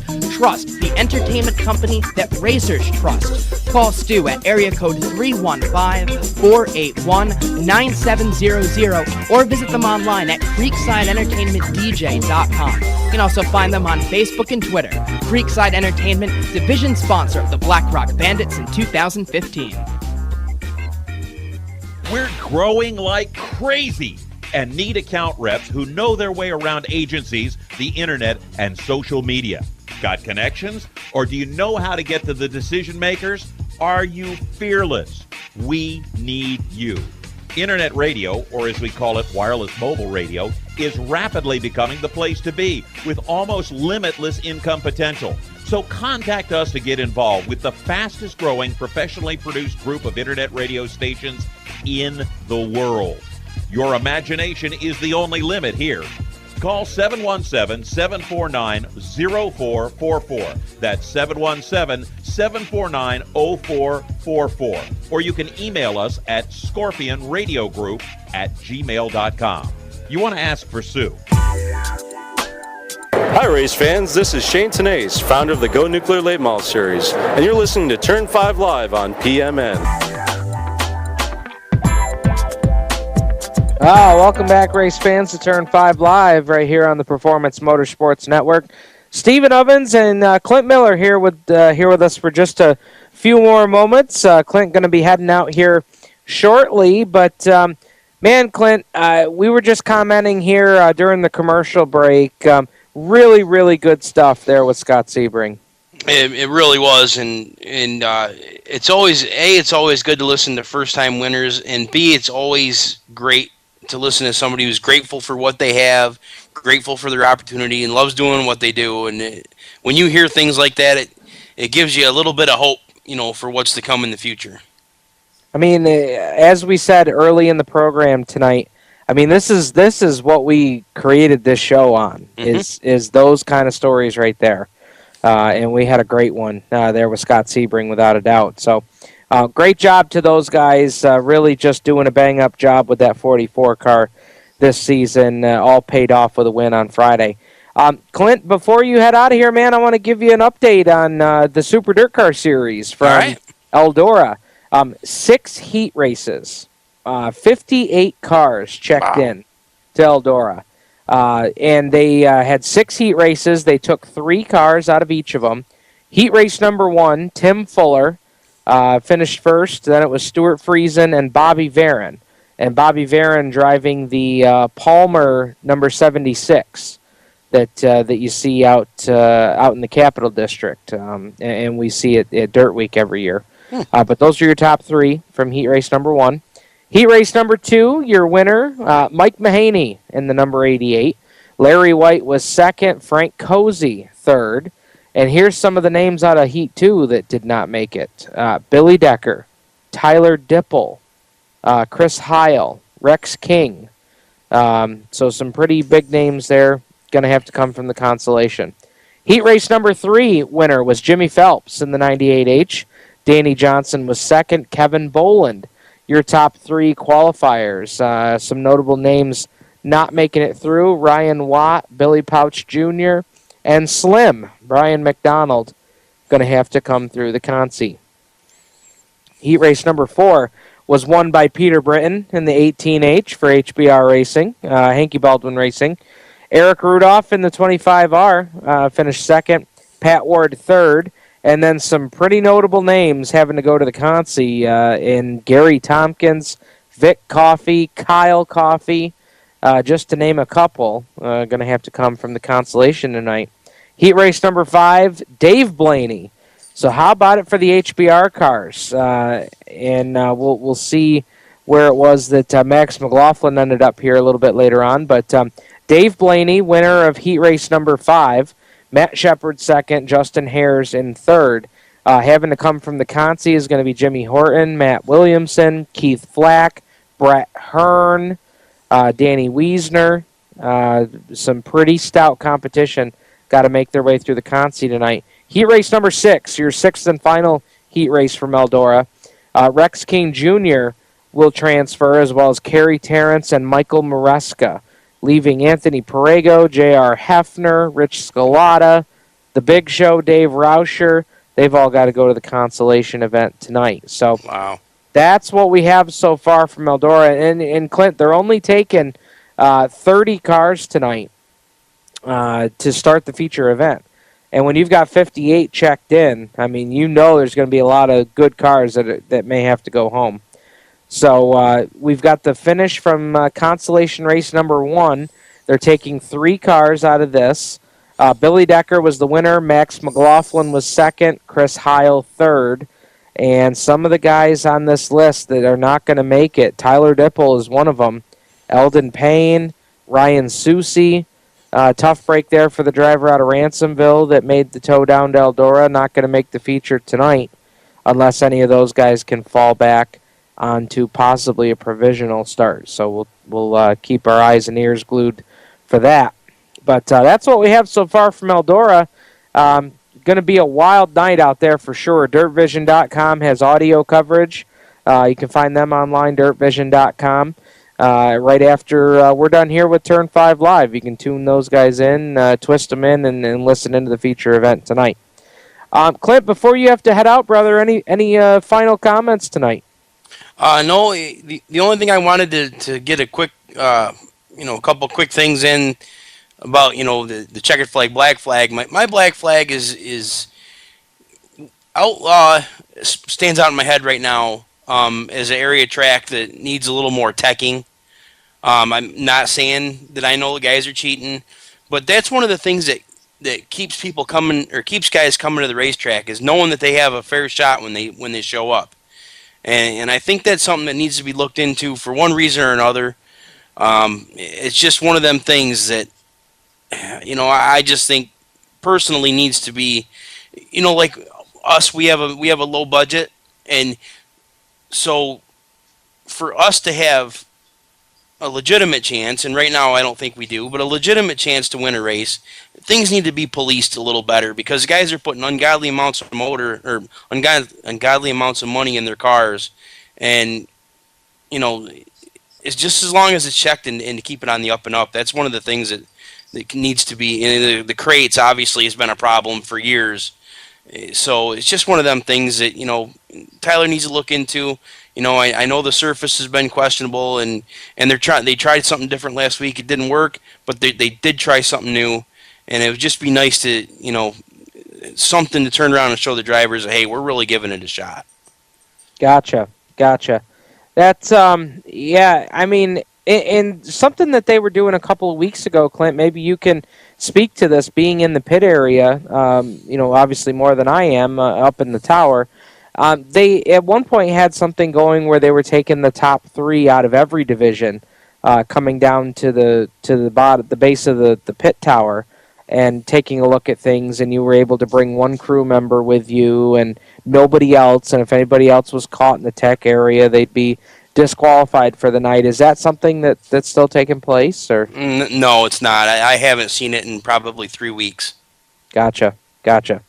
All right, man. Well, appreciate the time joining us. We got some interviews to help fill out the rest of the program, man, but we'll be right back here next Tuesday night. All right. See you, Steve. Thanks, everybody. All right, man. Clint Miller joining us tonight on the program. Brad in the process of getting his whole life moved to another place here, but like I said, we've got plenty of interviews and stuff here in the can that we're going to bring to you to close out tonight's show. And as we keep getting results in from Eldora, we're going to share those as well as consolation race number 2 on the track right now for the Super Dirt Car Series Big Block Modifieds. But for right now, let's take a step aside. When we come back, more Eldora results, and we'll get into results and interviews from the Woodhull Raceway. You're listening to Turn 5 Live on the Performance Motorsports Network, the voice of motorsports. You own a performance car and you know how to drive, but you want to learn real performance driving. Well, Bunky, get that car off the street and onto the track. Summit Point Motorsports Park, the Mid-Atlantic's premier road racing facility, located just over an hour from D.C. in nearby Summit Point, West Virginia, is the place to go. And you'll find that Friday at the track is going to give you what you need. For less than a monthly car payment, you can attend this regularly scheduled one-day instructional event in your street car on one of Summit Point's 3 world-class road racing circuits. You'll receive classroom instruction, skid pad instruction in their cars, including front and rear skid control, and 4 20-minute in-your-car instructional sessions from a professional instructor. Have fun, go fast, and really learn how to drive. Call 304-725-8444 for class schedules and details. That's 304-725-8444. Friday at the track at Summit Point Motorsports Park. Green light. Hey girl, school zone. I'm getting hungry. Car changing lanes. You want to meet me for pizza? Stop sign. Intersection clear. Yeah, street. Pizza sounds good. Ballin Street? Girlin Street! It's hard to concentrate on 2 things at once, like texting and driving. Stop the text, stop the wrecks. How will you stop texting and driving? Tell us at stoptextstopwrecks.org. Brought to you by the National Highway Traffic Safety Administration and the Ad Council. Here's an important message from RAD and this station.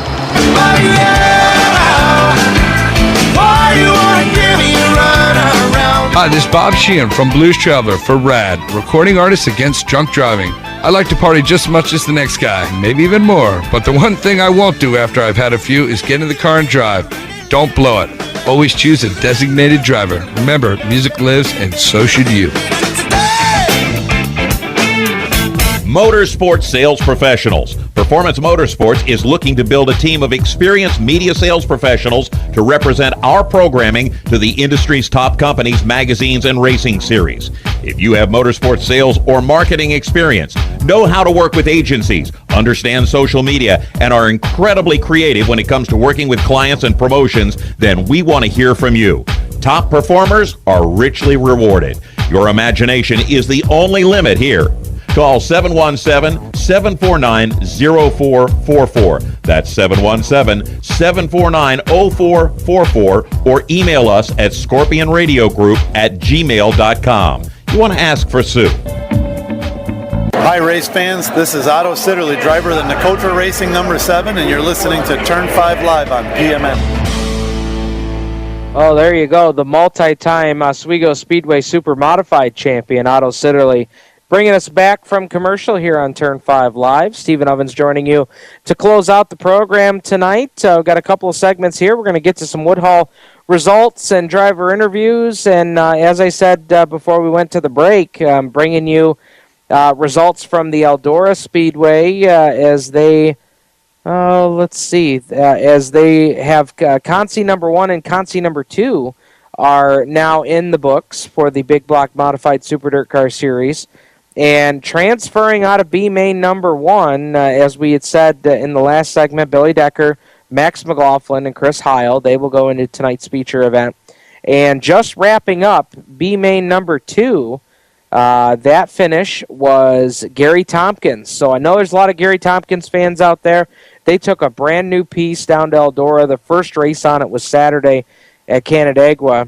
So they will transfer to the A-Main. Vic Coffey will make it into the A-Main as well as Tim Kerr, who's picked up several wins over the past couple of seasons at his home track there at Brewerton. So those 3 cars will make it into tonight's feature event.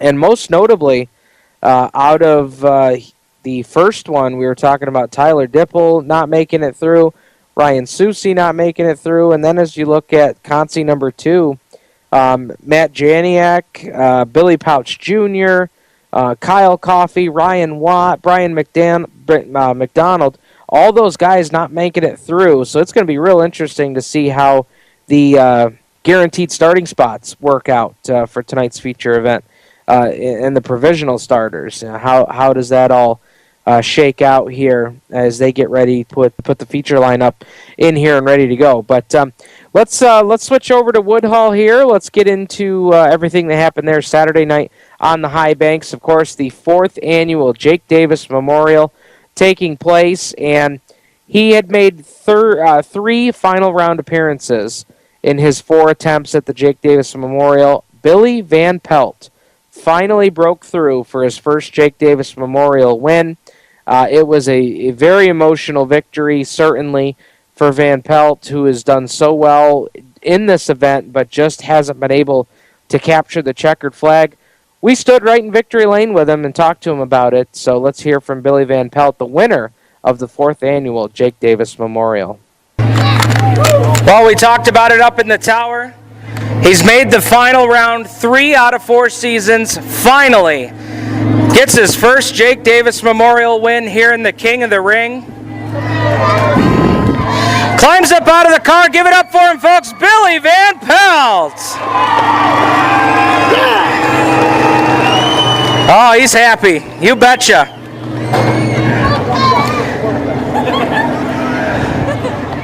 Picks up a cool $1,000 for the win here tonight. And we'll have we'll have Amy come on over here. And you want to talk about a special trophy, turn around and show this to the crowd. The winner of the Jake Davis Memorial, check that thing out. Got his Jake Davis shirt on. I'll hand this award off to you. There's also a bonus coming from the Davis family. Tell me about this one, man. I watched that video earlier this week from 2013. You said that night, I hope Jake enjoyed this one. He had the best seat in the house. I think he enjoyed this one tonight, too. God, I hope so. And I hadn't got one of these T-shirts yet, and I see they were selling them, and I run right over and bought one so I could put it on under my suit tonight. My heart goes out to that family, and you know, Bobby and I just love Bobby right to death, and you know, it's sad, real sad thing. So, you know, and it is an honor for me to be able to win this tonight. I mean, I've been here real close a couple times, and then to finally get it tonight, man, I'm telling you, this means a lot. There's a lot of memorial races here at Woodhull Raceway. You think of Lyle's race, you think of the King of the Bull Ring. You know, these races, they're so special to win. And for a guy like yourself that's won a lot of big races here at Woodhull, it's got to mean a lot to put this one on the mantle. Oh, I'm telling you what, it's hard not to stay unemotional right now. I think you can hear it in my voice a little bit, and I mean, it means a lot. I mean, they just don't know how much it really means to me. And it was a good battle, too, between you and Russell Morseman. That was a fantastic final round. Oh, it was. Hats off. I mean, when we went down that first corner, I knew I had to blast the outside good and hard. I didn't want to come down on him at all and try to do anything and try to get into each other. I just wanted to make sure I got a good, clean corner the first one. I overshot the second corner a little bit, and I thought, oh, boy, here we go. He's going to get back by me, but it all worked out. So. And the car looks good for feature time tonight. We still got to make a couple adjustments for the feature. I mean, I pretty much got my heat set up in it, and it's still working good. And the track's awesome right now, but I'm sure it's going to dry up some more before feature. Well, congratulations. I know how much this one had to mean to you, but congratulations again. Thank you very much. All right, folks, give it up for Billy Van Pelt, tonight's Jake Davis Memorial King of the Ring winner. He'll get the special awards here from the Davis family and this awesome trophy here. He's got the banner here from Gin Trucking as well. And we'll go down here and talk to Russell Morseman. And man, you told us in the junior fan interview that we go away from the outside pole tonight, and you thought you had a good car. I think you showed it here tonight in the King of the Ring. Oh, yeah, I think I got into caution on the bottom and it tightened the car up real bad. I don't know if I bent something, but the motor's strong. Still got the brake-in oil, so got to take it easy. That's for sure. You know, we were just talking to Billy about this. Such a special event here. I know you come home second tonight, but it's got to mean a lot to make the final round here for this special race. Oh, no, and it could have been against a better guy. I mean, Billy, he's a role model to me. I mean, I've watched him since I was a little kid. He raced against my father, so he's clean. He's really fun to run against. Going away from the outside pole tonight, good luck in tonight's feature. Yep, thank you. Russell Morseman finishes second here tonight in the King of the Ring. So your final round, Billy Van Pelt over Russell Morseman here in the Jake Davis Memorial King of the Ring. We've got our Napa Auto Parts Driver of the Week down here as well. So there you go. Billy Van Pelt finally breaks through for a Jake Davis Memorial win. And I'll tell you, you know, what a final round. I mean, there's been a story every year on the drivers that make that final round. And not only talking to Russell Morseman on Saturday, but I had a conversation with him since Saturday night as well. And, you know, what a unique situation for Morseman to be in. You know, Billy Van Pelt, and not just for Morseman, there's so many drivers at Woodhull that I've gotten to know this season that, you know, have always looked up, or maybe they cheered for him when they were a little kid, you know, cheering for Billy Van Pelt, wanting him to win as much as possible. And then to now have the opportunity to go out and rub side rails with him in one of the most prestigious events of the year. I mean, I know that obviously Russell, anybody would have wanted to win that event, but to be going up against one of your heroes, you know, and a guy that you looked up to growing up, I mean, what a special race, what an opportunity for some of these guys that get to live out their dream every weekend. I mean, we talk about it all the time. You know, these guys are out working hard. They've got full-time jobs during the week. And then, you know, they are the drivers that little kids are looking up to, and you know, not even little kids. I mean, even adults too. I mean, everybody's got their favorites out there. You know, it just struck me over Saturday night, and then the conversation we had the other day. You know, there's so much more to this sport, and we say it all the time about, you know, these are just more than guys strapping into a race car and wanting to go get an adrenaline rush every weekend. I mean, there's stories behind these guys. There's good stories, and it's just so exciting. It's such a pleasure, and it's so fun to be a part of. You know, all of this, and so good stuff there from Billy and Russell Morseman. Let's step aside here. When we come back, we will wrap things up with winter interviews from Woodhull Raceway on Saturday night. And before we go to break here, taking a quick peek, Matt Williamson, Jimmy Horton, J.R. Hefner making it into tonight's A-Main at Eldora. And here's three big names for you that didn't make it through: Anthony Perego, Brett Hearn, Keith Flack. Going to be real interesting to see who gets provisionals tonight for the 100-lapper at Eldora. So stay tuned. We'll have Woodhull and any Eldora updates we can bring you next on Turn 5 Live on the Performance Motorsports Network, the voice of motorsport. We're growing like crazy and need account reps who know their way around agencies, the internet, and social media. Got connections? Or do you know how to get to the decision makers? Are you fearless? We need you. Internet radio, or as we call it, wireless mobile radio, is rapidly becoming the place to be with almost limitless income potential. So contact us to get involved with the fastest growing professionally produced group of internet radio stations in the world. Your imagination is the only limit here. Call 717-749-0444. That's 717-749-0444. Or you can email us at scorpionradiogroup@gmail.com. You want to ask for Sue. Okay, so Sarah, I'm dropping you off at Emily's? Yep. And Josh, you're going to? Soccer, Dad. Soccer practice. Right. Oh, by the way, I just wanted to let you know when I pick you both up, I'll be wearing my short shorts. What? No! Yep. and my dorky dad hat, and I'm gonna do my dad dance for all your friends. They'll love it! Seriously? Why? Because I like my short shorts. Of course, I could be talked out of it if you guys would just buckle up your seatbelts without giving me a hard time. It's important to get your kids to buckle up for safety, no matter what it takes. And sometimes, all it takes is your parental powers of persuasion. Okay, we're buckling up. See, all buckled. Good choice. I'll just have to do my dad dance at dinner time. What? No! Do what you have to make sure your kids are wearing their seatbelts, even on short drives. Never give up until they buckle up. A message from the National Highway Traffic Safety Administration and the Ad Council. Visit safercar.gov/kidsbuckleup for more information. If you're a gearhead and you just can't get enough of your favorite motorsports on that channel on the cable, or you look at that Guy network and you just go, what does that have to do with me? We have the answer. Performance Motorsports Network. Right here on the internet. The best cruising tunes, the best in motorsports programming, and the best shows. We have opinionated hosts, and we like it that way. If you want to get involved, if you want to bench race, be listening for information coming up soon right here on this channel, the Performance Motorsports Network, your source for motorsports.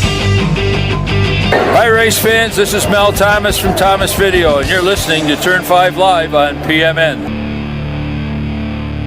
Mel Thomas bringing us back from commercial break here on Turn 5 Live, and just checking in with Dirt Vision, listening in to everything happening at Eldora Speedway. They've got Camping World Truck Series practice going on right now as the Super Dirt Car Series teams prepare for their 100-lap feature event coming up next there in Rossburg, Ohio. We're closing out tonight's episode of Turn 5 Live, and we'll get into some results from the Woodhull Raceway from this past Saturday night. Not only did they have the King of the Ring event, but they also had a regular night of racing with all divisions on hand, a non-points event for the Doherty Auto Sales Warrior division. The Warriors now added to every race on the schedule the rest of the season. And Gin Trucking was the big sponsor on Saturday night, and I'll tell you, those folks do such a fantastic job of keeping their sponsor night, having the fans involved, doing giveaways, throwing out tennis balls, having prizes for kids. They just really do a fantastic job, and that was very clearly seen there on Saturday night. But Insinger Performance 370 Modifieds, Brady Foltz got the win, second win of the season, got the win over Donnie Lawson. Billy Van Pelt was third, Eric Fisher, Dylan Groover, your top five. 6 or 10 was Mike Bills, Joe Ginn, Brian Doolittle, Corey Costa, and Art Goodyear. We caught up with Brady Foltz in Victory Lane. Here's what he had to say. Driver of the CB Butler ACP, Offshore Marine, Troyer Race Cars, Huckles Towing and Recovery, number 70. LKF Vineyards climbs up out of here for the second time this season. How about a nice round of applause for Brady Foltz? Picks up the win here tonight. Man, I got to tell you, I did not expect to see you here twice in Victory Lane in 2016 at Woodhull, no less. I know Outlaw is a home track for you, but I don't know what you guys done to this car. It's been fast here. Hey, thanks, Steve. You know, we've been working hard, and I've been trying to watch what the track does and which tire selection and everything else. And we've done a couple different things with setup, and it's working, and start position always helps. Did short or long run make a difference for you here tonight? Because at the end, you were starting to pull away just a little bit. Yeah, I mean, I get my rhythm in, once it takes me a little bit to get the rhythm, and I prefer longer runs, so thank God there wasn't too many cautions right there at the end. I know last night you guys lost the power steering pump, and I saw you when you came in the pit gate tonight. I know how much last night hurt, but how sweet does that make it tonight? Oh, this is way better. That's why we came over here tonight to make up from last night. Man, tell me about all the great people here. I know that you and your family here put together such a great effort to put this car on the track. Yeah, I can't thank everybody enough. My dad, Uncle Alan, Nikki, Justin, Willie, and all my sponsors. Been a lot of help this year.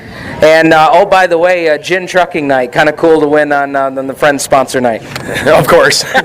Folks, give it up for Brady Foltz, tonight's modified feature winner. So that was certainly a big victory for Brady Foltz, And as I said in the interview with him, Outlaw Speedway is his home track, and so, to me, if you were to ask me where he would have 2 wins at this point in the season, I would have absolutely said Outlaw Speedway. But he's got 2 wins at Woodhull, and, they've been good at Woodhull. Some folks forget that they raced Woodhull for a couple years when the Modifieds were not on the card at Outlaw. And of course, Modifieds was where Brady wants to be. I mean, who wouldn't want to be in between the frame rails of a Modified, without a doubt. So a good run there for Brady on Saturday night. Moving on to the Napa Crate Sportsman, Chris Doherty, 25-lap victory, his 5th of the season. He actually sits 2nd in American Racer Cup points this season, just 2nd to a driver that's been tearing it up between, I believe it's 5 Mile Point and Skyline, or Pencan and Skyline, something of that sort. Maybe I-88 and Skyline. I believe the driver's name is Andrew Smith, that's leading the American Racer Cup points for the Sportsman. But Chris Doherty from Woodhull, they're in 2nd with 5 wins now. Brandon Butler 2nd, Brandon Martin 3rd, Stacy Jackson 4th, David Mayo the top 5. Then it was Jake Ginn, A.J. Cosley, Dayton Brewer, Mike Jackson, and Bobby Peoples rounding out the top 10. SWL Awards 360 Late Models, Glenn Reitner, 3rd win of the season. Took the lead with 1 lap to go away from Carl Hughes, who got caught up in lap traffic. Seemed like that was a theme of the weekend here this weekend. Bruce Miller, Kurt Stebbins, Jason McGregor, the top 5 in the late models. Then in the Joe Wilcox Performance Automatic Street Stocks, 14 cars, 20 laps the distance. Teddy Morseman, 2nd victory of the season in a dominant performance. Led it wire to wire from the pole. His niece Courtney throwing the green flag on the event, celebrating her birthday. She got to throw the green flag for the event and present him with the winner's plaque. We caught up with Teddy Morseman after climbing out of the car in Victory Lane. Here's what he had to say about win number 2. Climbs up out of the car. Give it up for Teddy Morseman, tonight's Street Stock feature winner. What a strong run here tonight. This car was hooked up. Tell me about this ride, man. You guys been strong all season. 2nd win of the year here tonight. Yeah, there's a lot of tough competition in this class. I'm just glad to be here 2 times already. It's great. Yeah, it's definitely, it's never too early to talk about the points race. It's real close at the top. The 5-point gap back to 2nd, that helps out here tonight. Yes, it does. I knew Kurt, he's been strong all year. He was right behind me on the start. I knew I had to keep it on the bottom because it'd take a really strong car to beat me on the top, and we did it. He did try the top a couple of times. Did you see or hear him out there know he was trying? Yeah, I could see his nose a couple times. You guys, and I tell you, for 20 laps here tonight, you guys put on a great battle. He worked and was going to wait for that 44 to slip up, but she never did. Nope, you just got to hit your marks every time. My niece threw the green flag tonight at her birthday. This was for her. I got one more surprise for her. There's a plaque up there on the wall. Why don't we grab that? She's going to present the plaque here tonight. But before we do that, talk to us about the folks that help you out here. I got to thank my Uncle Buddy, right now, for helping me out. I got to thank my wife for drawing me pole tonight. My mom, Dad, Tom, Rogers Engines. I couldn't do it without him. Joe and Gene Wilcox, the Ridge Runner Cafe, Full Bore Transport, Peterson Lubricants, Burn Valley Transport, MRC Race Cars. You can never overstate the importance of a good draw here at Woodhull. No, you can't. All right, congratulations on the win tonight. Thank you. Give it up for Teddy Morseman, tonight's Street Stock feature winner. Courtney celebrating her birthday here tonight. She's going to present the winner's plaque here.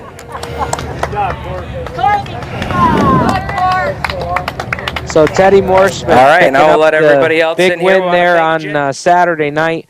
And a couple seasons ago, I just wanted to throw this in here. A couple seasons ago, when I first got to do an interview with Teddy Morseman, I'd never met him before. I don't know if he had even, heard of what we do here at Turn 5 Live before. But I got to tell you, Teddy is one of the guys that since the first time we met and interviewed him, he is getting so much better with these interviews, really able to kind of take us behind the driver's seat, behind the wheel in the driver's seat, to see what he was seeing and feeling out there. And that street stock race was a good one. Stebbins worked on him for a long time. Couldn't get by when Stebbins tried the outside. That allowed Glenn Reitner to get by. He would finish second. Stebbins was third. Cece fourth. And Tracy Dunn, the top five. Jared Dennis, Brett Marlatt, Dan Gardner, Trevor Tompkins, Zane King Jr. rounding out your top 10 finishers. Doherty Auto Sales Mini Stocks, Ron Daly Jr., fifth win of the season over Ray Heyer, Chris Woodard, Rick Amadon, John Hand Jr., then it was Carl Bourne, Corky Grant, Jeffrey Doherty, Brian Grant Jr., and Chip Warner, your top 10 in the mini stocks. Woodhull Auto Supply front-wheel drives, Eric Boozle, first win of the season, first time he'd ever seen Woodhull Raceway. We saw him in Victory Lane. Here's what he had to say. Eric Boozle in the 151 climbs out of the car here, a Woodhull Raceway winner. Let's hear it for him down here in Victory Lane. I see a lot of win stickers on the side of this car. So tell me, man, tell us a little bit about yourself. First time we've seen you here at Woodhull. Yeah, Central Pennsylvania guy. We try and travel everywhere we can for these front wheel drives. Most all tracks in the country run them, and this is about the sixth state now we've raced in, and one in actually, and about 27 different tracks, so we love it. I was going to say, I see all these different win stickers on the side of the car, so I figured that must be the case. You guys like to do a little traveling. Oh, absolutely. It's a lot of fun, and this is a really good class, and it was no different up here. The racing was great, so definitely my respect to these guys. It was a good trip. Everyone up here raced super clean, and it's a lot of places it's crash fest in this division, but I'm glad we made a good trip here and got a lot of respect from the drivers, and that's what makes it fun. As far as what you saw track condition-wise tonight, similar to what you guys have seen, or is this a little different you had to adjust to? Well, we definitely made some changes to get here with tires and wheels to fit their rules.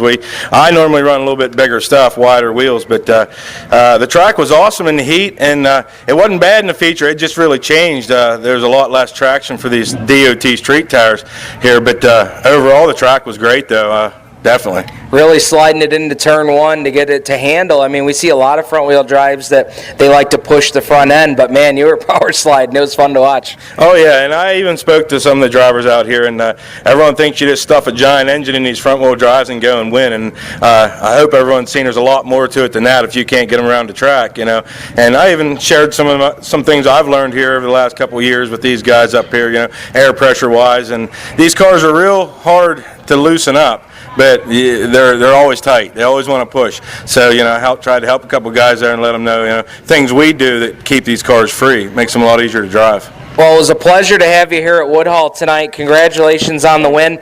Any tracks that you guys are looking at to go to next? Next, we never have a next. But this fall, definitely going to do a lot of traveling. We got 6 races down between South Carolina, North Carolina, and Georgia that are 5,000-6,000 to win. We got a 12,000 coming in February. So there's some places that take this front wheel drive very seriously, and that's kind of what we get into. So we just travel to try to get more experience and race for the big money. Well, congratulations. It was sure a treat to have a visitor come in here and put on a show tonight. Hey, thanks again. I can't say when we'll be back if we make another trip up here. We try, like I said, it's a long drive just for a regular show, but great place, and I had a great time here, and I want to thank my family for coming with me, and my buddy Mike Campbell here, the only sponsor we got in the car. So it was a great trip and great facility. All right, Eric Boozle makes the long trip here to Woodhull, picks up a win. That's in the Woodhull pretty cool story right there with Eric Boozle making the trip up from Central PA. They travel all over with that front wheel drive, and that is pretty cool. Some of these races that they're going to go down to between North and South Carolina, Georgia, some really big money shows for those front wheel drive cars, and you wouldn't probably think that right off the bat that you'd have that big money, in that division. But he got the win there at Woodhull on Saturday, and then picking up the win in the Warrior division was Cole Yaus in a non-points event.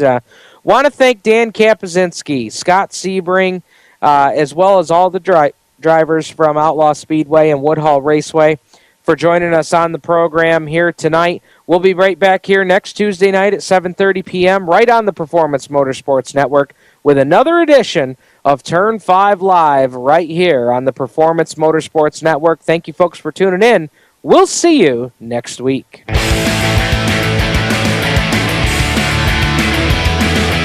Turn 5 Live is a copyrighted production of the Performance Motorsports Network.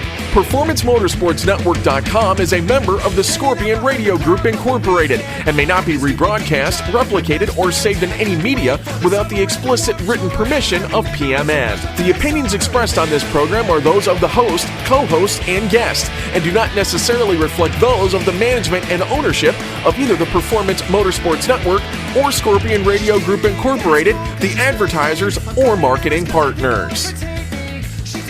Thank you for listening to Turn 5 Live. You can listen to Turn 5 Live every Tuesday night right here on the Performance Motorsports Network. Stay tuned for more great PMN programming. Everything's better when she's around. Can't wait till the parents go out of town. I fell in love with a girl at the rock show.